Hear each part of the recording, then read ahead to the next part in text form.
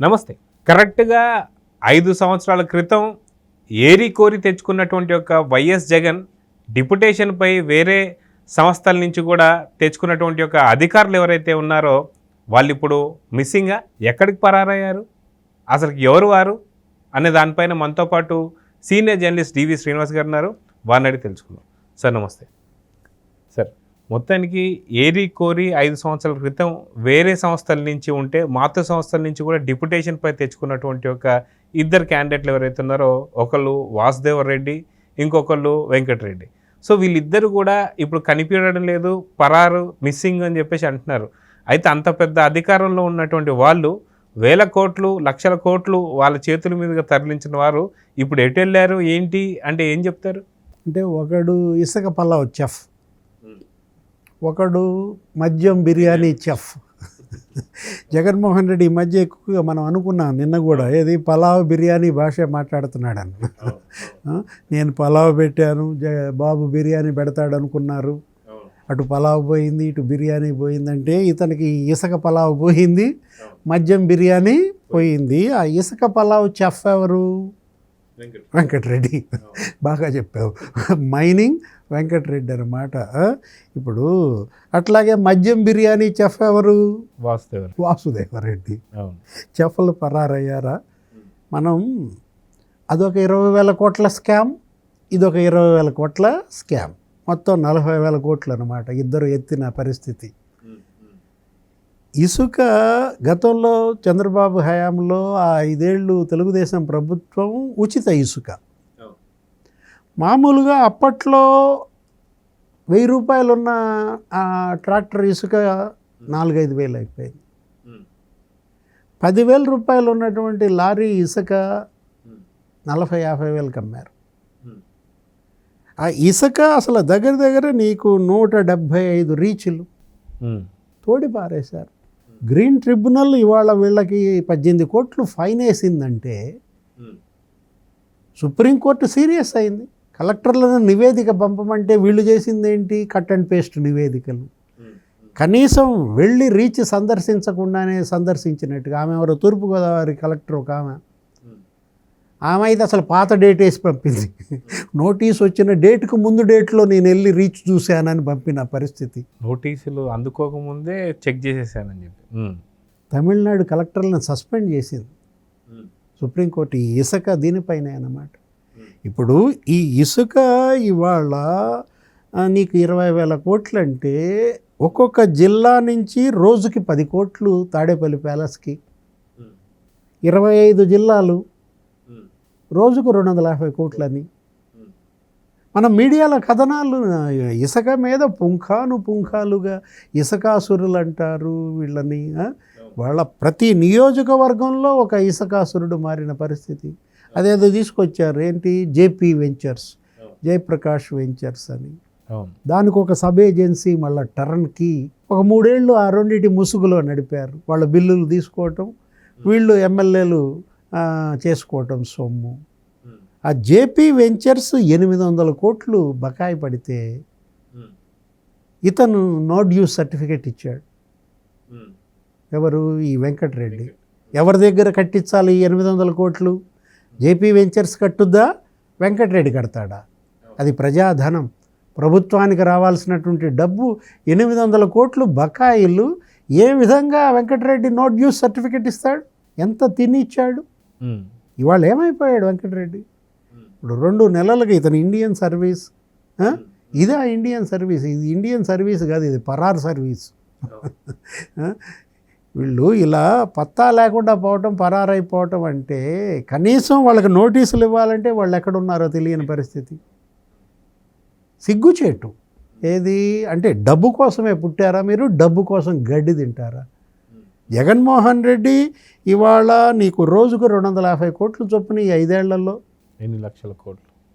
ఇవాళ వైఎస్ అనిల్ రెడ్డి వాళ్ళ తమ్ముడు ఈ మొత్తానికి కింగ్ పిన్ అని, ఏది ఈ శాండ్ మాఫియా డాన్ అని అతను. ఇప్పుడు వెంకటరెడ్డి, ఇప్పుడు వాసుదేవరెడ్డి, ఇక అతని కథ ఇంకొకటి. ఇద్దరికి చెరొక పుస్తకం రాయొచ్చు అన్నమాట.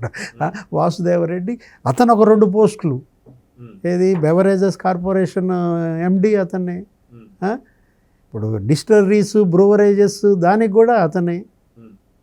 రెండింటినీ అడ్డం పెట్టుకుని ఒక్కడే ఎంత పెద్ద ఎత్తున దోపిడీ చేశాడు. బ్రాందీ కేసు అమ్మితే 250 రూపాయలు కమిషన్ ఇవ్వాలంట, బీర్ కేసు అమ్మితే 150 రూపాయలు కమిషన్ ఇవ్వాలంట. ఈ కమిషన్లే 3113 కోట్లని లెక్క కట్టారు. దానిపైన శ్వేతపత్రం కూడా ఇచ్చారు ప్రభుత్వం.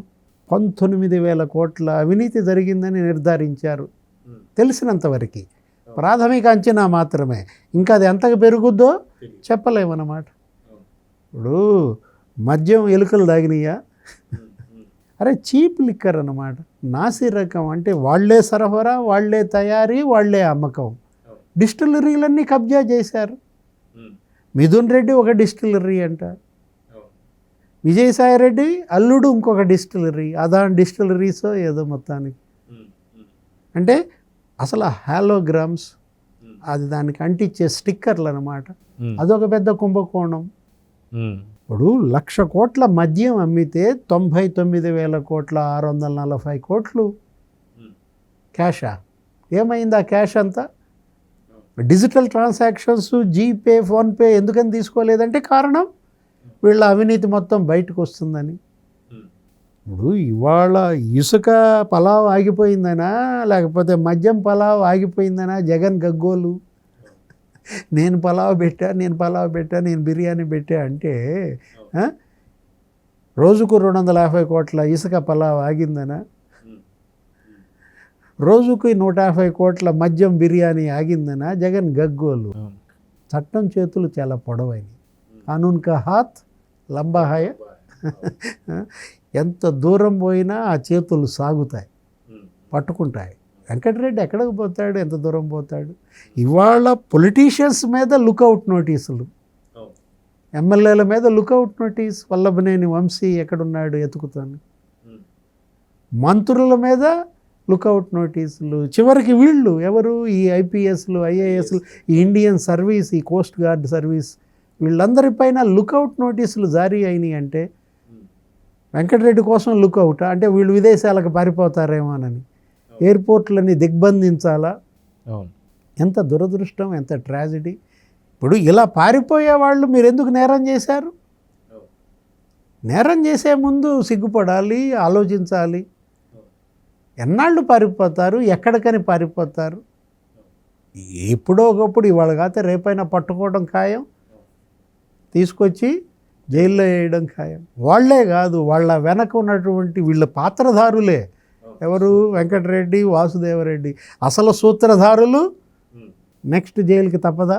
అయితే గతంలో మనం చూసుకుంటే వాసుదేవరెడ్డి ఇంట్లో జరిగినటువంటి సోదాల్లో కూడా చాలా విలువైన డాక్యుమెంట్స్ కావచ్చు, అదే బంగారం కూడా దొరికిందని చెప్పేసి అయితే మనం కథనాలు విన్నాం. అయితే చూస్తానికి చాలా అమాయకుల్లాగా, చాలా బుద్ధిమంతుల్లాగా, జగన్ చెప్పినట్లు చాలా సౌమ్యుల్లాగే ఉంటాడు వాసుదేవరెడ్డి బొట్టు పెట్టుకొని. సో అలాంటి అమాయకుడు నిజంగా ఎక్కడికి పరారయ్యాడు అంటే ఏం చెప్తారు? అమరావతిలో 2 కోట్లతో గుడి కట్టించాడంట. అక్కడ గుడి బాగా కలిసి వచ్చిందని ఆ గుడి వాళ్ళకి 2 కోట్లు ఇవ్వటం. ఒక అమరావతి దుగ్గిరాల 45 ఎకరాలు కొన్నాడంట.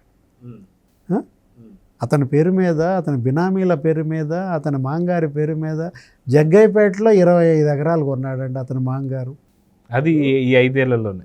ఇప్పుడు వీళ్ళ పేరు మీద, వీళ్ళ బంధువుల పేరు మీద, బినామీల పేరు మీద ఎంతెంత రిజిస్ట్రేషన్లు జరిగినాయి అనేది కూడా బయటికి తీయాలి. దుగ్గిరాల్లో ఎంత కొన్నారు, అమరావతిలో ఇంకెన్ని విల్లాలు కొన్నారు, ఇక్కడ ఒక నానక్రామ్ గూడాలో ఒక విల్లా అంట. అప్పుడు నువ్వు చెప్పింది అదే, ఏది అతను ఏదో ఫైళ్ళు కారులో వేసుకుని పారిపోతుంటే ఆ టీ కొట్టు దగ్గర ఎవడో ఏంటి ఈ కారు ఏంటి, ఈ ఫైళ్ళు ఏంటి, ఇతను ఏంటి అని చూస్తే అతను ఇచ్చిన సమాచారం మేరకు పోలీస్ వెంటబడింది.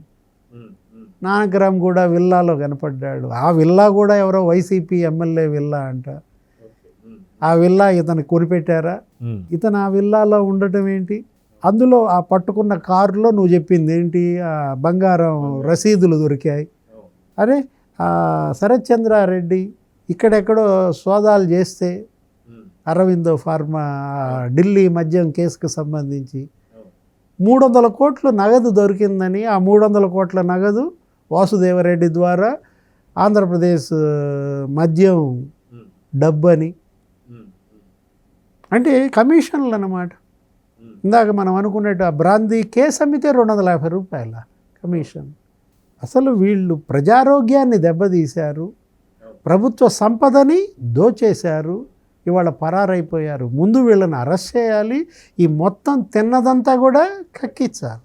సో చూద్దాం సార్, ఇందాక మీరు అన్నట్టు కానూన్ కా హాత్ బోత్ లంబా రేతా అన్నట్టు ఖచ్చితంగా వీళ్ళు ఎక్కడ దాకినా సరే పట్టుకోవడం తప్పదు. మీరు ఇందాక అన్నట్టు వీళ్ళు ఓన్లీ పాత్రదారులే, సూత్రధారులు ఎవరెవరు బయటపడతారనేది చూద్దాం మరి. నమస్తే.